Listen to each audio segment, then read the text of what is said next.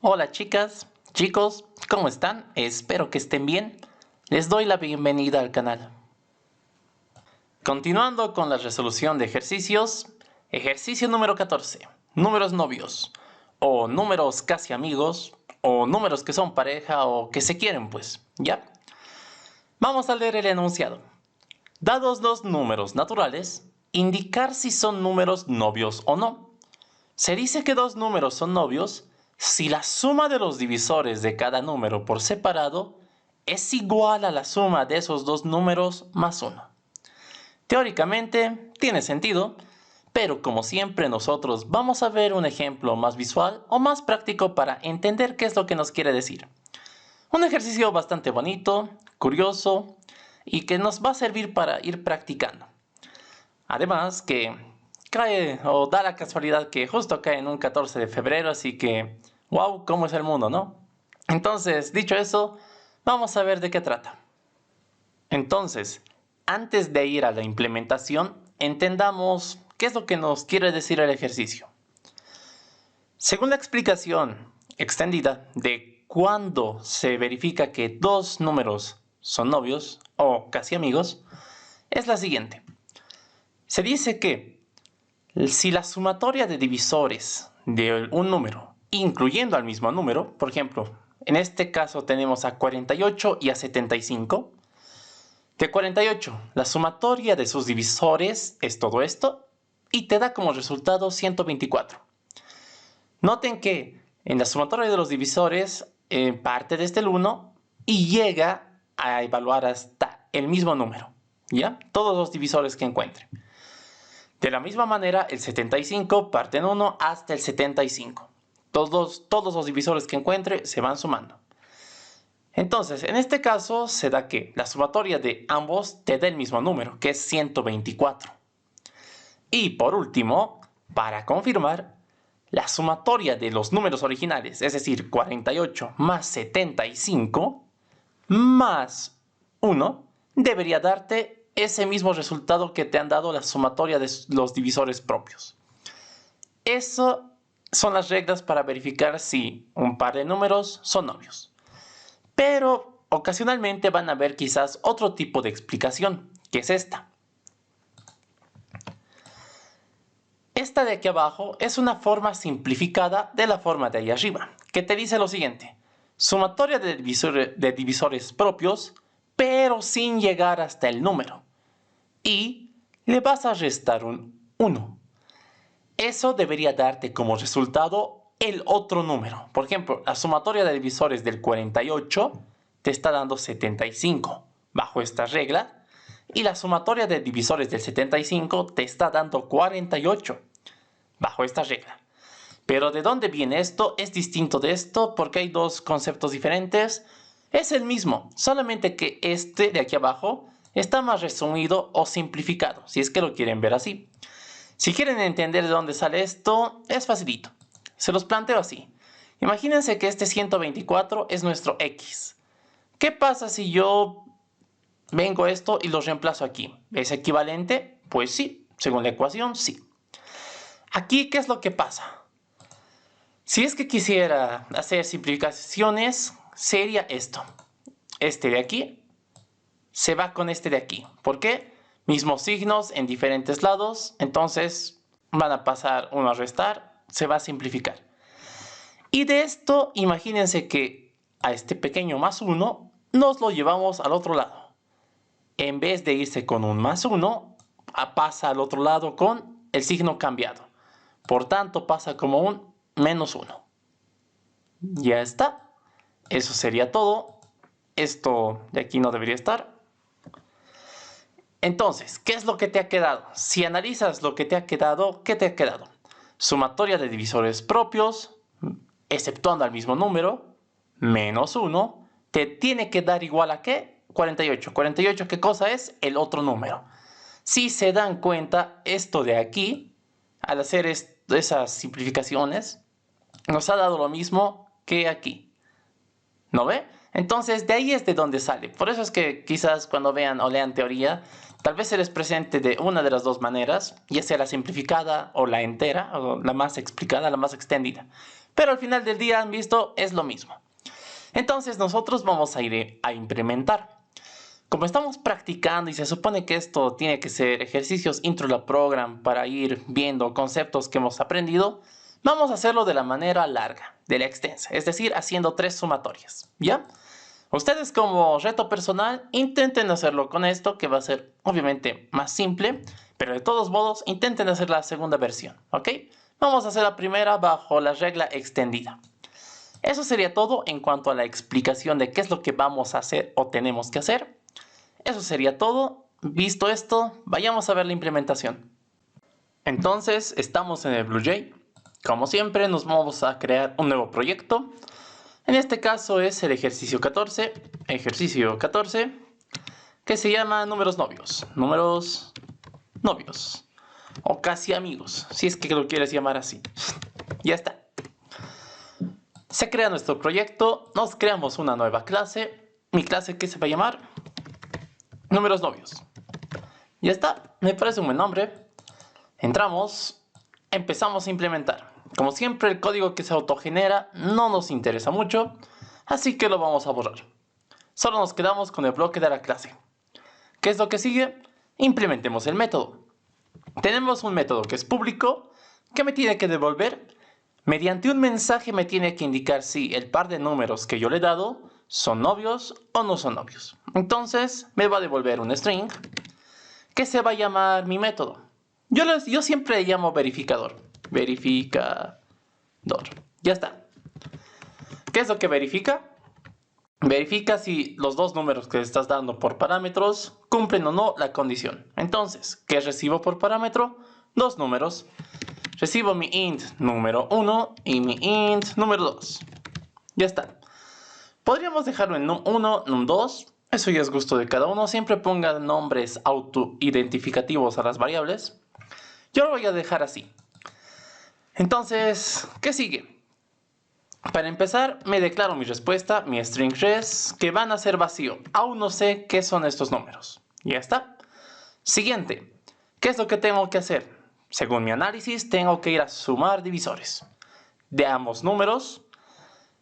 Como vamos a hacer la versión extendida, el resultado que me den deberían ser iguales y a la vez deberían ser igual a la sumatoria de estos dos números más 1. Entonces, eso es lo que tengo que hacer. Pero previo a hacer todo eso, hay un pequeño control. Los números que me den deberían ser distintos, porque si no son distintos, ya de plano no son novios. ¿Lo ven? Entonces, ese es el pequeño control que tengo que tener. Entonces, hagamos el control. Para hacer el control de cosas, siempre nuestra querida sentencia if. Sí, ¿qué cosa? Si el número 1 es distinto del número 2, entonces puedo hacer algo. ¿Por qué? Si me dijera, no, te cuento que el número 1 no es distinto que el número 2, entonces son iguales, entonces te va a botar al else. Y en el else ya deberías decir como respuesta, estos números no son novios o no cumplen la condición. ¿Ya? Si quieren pueden hacerlo aquí o lo hacemos de una vez. Aquí decimos, los números son iguales. No puedo verificar. Ya está. O algo así. ¿No ves? Es un caso súper excepcional cuando los números que te dan son iguales. ¿Ya? Ahora volvamos a un caso normal. ¿Qué pasa cuando te dice, sí, te cuento que el número 1 y el número 2 son distintos? Entonces, puedo evaluarlos. Como los evalúo, tengo que ir a ¿qué? A encontrar la sumatoria de sus divisores. Entonces, voy a tener una variable local que se va a llamar sumatoria de divisores del número 1. Y está. Esto va a ser igual a ¿qué? Como tengo que ir a encontrar la sumatoria de divisores, tanto del número 1 como del número 2, ¿se dan cuenta que eso es una tarea que se va a repetir? En este caso, ¿podría implementarlo aquí? Sí, pero no sería muy bonito, porque el código se va a alargar y me estoy centrando en una tarea que no es primordial de mí. En casos así, es útil dividirlo, o como dicen, crearte otro método, o como se decía, descomponer funcionalmente el problema. ¿A qué me refiero con eso? A que cuando encuentres siempre una tarea, que otro método se encargue de implementar esa tarea. ¿Por qué? Se supone que un método debería ser una sola cosa. Si empieza a centrarse en otras, está dividiendo su atención y medio que algo va mal ahí, ¿ya? Entonces, cuando te encuentres con esto, como dicen ahí, descomposición funcional, entre comillas, entonces yo me he encontrado con que necesito un trabajo, necesito que alguien me lo sume los divisores y que me entregue la respuesta. Yo no lo quiero hacer como método, pero sé que otro método sí puede hacerlo. Entonces yo lo voy a invocar. Yo digo, quiero que esta variable local, que se llama sumDiv del num1, almacene lo que me retorne la invocación del método. ¿De qué método? Mi método se va a llamar sumador o sumatoria si quieren. Sumatoria de divisores. ¿De qué? Este método va a recibir por parámetro el número del cual quieres sumar o quieres realizar la sumatoria de sus divisores. Entonces te va a llegar el número 1. ¿Ya está? Bueno, le vas a mandar el número 1, perdón. Listo, ya está. Este método no existe, pero va a existir y sé lo que quiero que haga, ¿no ve? Quiero que sume los divisores. Entonces, para cerciorarnos o estar tranquilos de que esto realmente está bien, que invoque algo que por ahora no existe, hagamos que exista. Como es un método auxiliar que solo yo estoy utilizando, va a ser privado. ¿Qué es lo que te devuelve? Te devuelve un entero, porque estás diciendo lo que me salga de invocar a esto, quiero guardarlo en un entero. Entonces, lo que te devuelve debería ser un entero. ¿Qué se llama el método? Le hemos puesto sumatoria div. Ya está. ¿Qué hemos dicho que recibe por parámetro? Que recibe al número 1. ¿Qué era número 1? Era una variable de tipo entero. Entonces, el tipo de dato es entero y se llamaba número 1. Aquí yo voy a recibir un num. Recuerden que no es necesario que tenga el mismo nombre con el que te están mandando. Cuando declaras un método, cuando estás en la parte de los parámetros, tú le puedes poner el nombre que tú quieras. Estás declarando una variable. Un parámetro es un tipo de variable. No se olviden de eso. No están en la obligación de que tengan el mismo nombre. Yo lo voy a dejar en num. Ya está. Entonces, ¿cómo yo hago la sumatoria de divisores cuando me dan un número? Necesito una respuesta que parte en 0. Aún no he sumado nada. Yo voy a ir a sumar. En este caso, como tengo que ir a sumar divisores, tengo que encontrar esos divisores. ¿Cómo hacía eso? Hemos hecho ejercicios que involucraban algo parecido, como en el número abundante, creo, o en el número perfecto. ¿Cuál era la estrategia? Necesito evaluar cada candidato a divisor que yo tengo. Yo sé que mis candidatos de divisor parten en 1 y el máximo candidato, que en este caso, como puede ser igual al número, entonces va a llegar hasta el mismo número. Como sé los límites, como conozco esto, puedo hacerlo con una... Bueno, puedo hacerlo con un ciclo for. ¿Por qué? Lo puedo hacer con un ciclo for porque tiene más sentido. Como conozco dónde parto y dónde termino, puedo ir controlándolo por conteo, ¿no ve? Recuerden que el for, a diferencia del while, el ciclo for es una sentencia de control cíclica por conteo. El while, en cambio, es una sentencia de control cíclica por condición. En el while dependes exclusivamente de una condición. En este caso, entonces, como es adecuado usar un for, lo vamos a utilizar. Como esta estructura, variable local de tipo entero, un int i, pero en este caso, para que tenga sentido, le vamos a llamar div. Mi candidato a divisor que parte en 1, mientras mi divisor sea menor o igual que el mismo número, ya está. Mi divisor se incrementa de 1 en 1, ya está. En este caso se llama num, no se llama número, lo siento, ya está. Entonces, mi candidato a divisor parte en 1 y su máximo valor que puede llegar a tomar es el valor del mismo número. Ya está. Siempre en cada iteración se va a ir incrementando de 1 en 1. Listo. ¿Qué es lo que hago aquí adentro? Tengo que preguntar si mi candidato a divisor es realmente divisor de mí o no lo es. ¿Cómo pregunto eso? Digo, sí, ¿qué cosa? Si el número módulo div es igual a 0, en ese caso estás diciendo, si este candidato a divisor efectivamente me divide, es decir, que no me da como residuo nada, entonces quiere decir que es un divisor mío, ¿no ve? Porque si te diera residuo, cuando sobra algo de una división, ese número con el que te has dividido no es divisor tuyo, porque no ha podido dividirte bien, ha sobrado algo. Entonces, en este caso dices, si mi variable div es divisor mío de num, entonces lo voy agregando a mi respuesta. Mi respuesta siempre va a ser igual a ¿qué?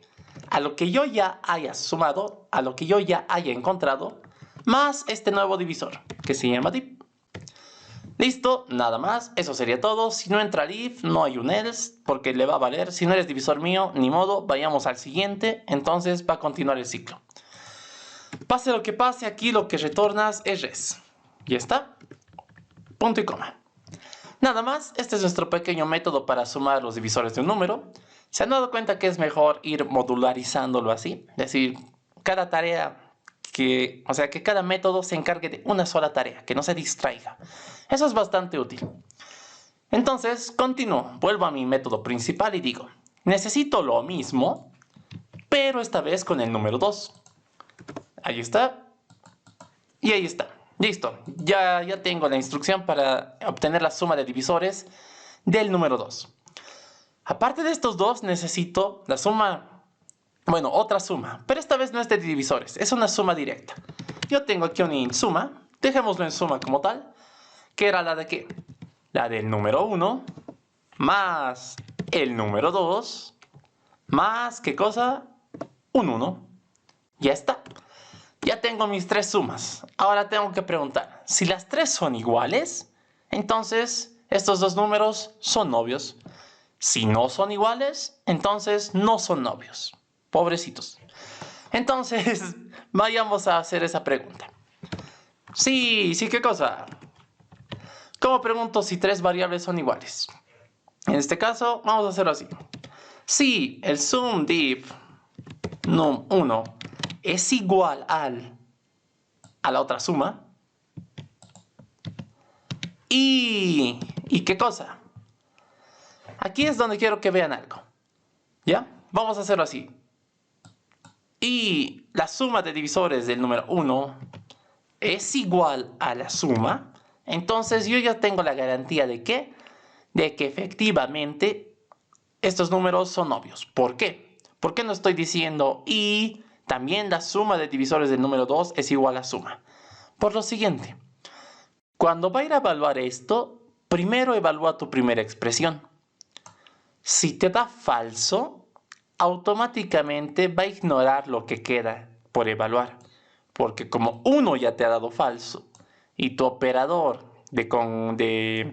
operador lógico es un i, entonces basta que haya un falso para que toda tu expresión sea falsa. Entonces no se va a molestar en ir por lo demás.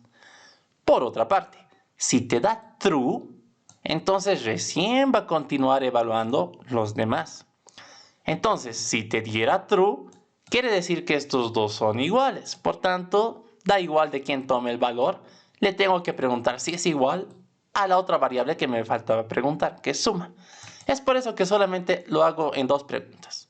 Obviamente que por seguridad podrías tú así extendidamente decir y hacer lo mismo, es decir, esto de aquí, el sum div num1 con suma, pero esta vez en vez del 1 preguntas por el 2. Podrías hacerlo, sí, no hay ningún lío, pero es algo redundante. Podrías ahorrarte eso sencillamente con estas dos preguntas, ¿ya? Esto es interesante para que vayan viendo que algunas cosas que puedes irlo acortando.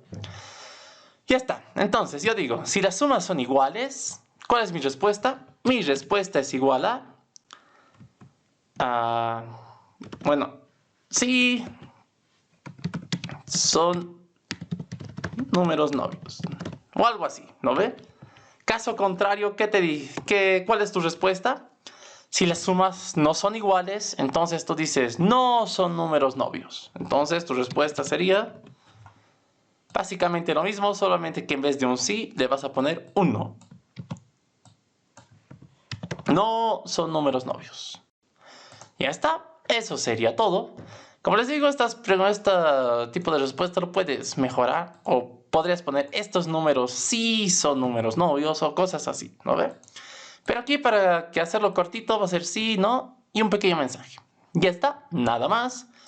Fuera de esto, pase lo que pase, ¿qué es lo que tienes que retornar? Tu respuesta. Listo, eso sería todo. Mandamos a compilar. Clase compilada, no hay errores de sintaxis. Ahora hagamos la prueba. Para hacer la prueba yo tengo aquí un par de ejemplos que sé que sí son números novios. Por ejemplo, el 48 y el 75. 48 y 75. Te dice sí son números novios. Genial, son felices. Otro ejemplo, por ejemplo, es el 140 con el 195. Estos también son números novios. Y te dice sí son números novios.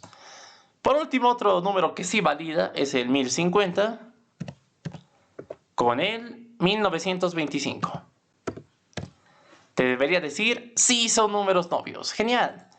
Para hacer la prueba, el otro caso, por ejemplo, ¿qué pasa si yo le doy dos números iguales? Te dice los números son iguales, no puedo verificar. Genial, es un control excepcional. Si le dieras cualquier otra cosa, 34 y 35, no son números novios. Genial, va a funcionar. Hagan la prueba, diviértanse encontrando números novios, ahí emparejando, jugando a ser cupidos. Un dato interesante de esto es que para que sean números novios, son números que, o sea, uno es par y el otro es impar. Eso era un dato curioso que igual, bastante interesante.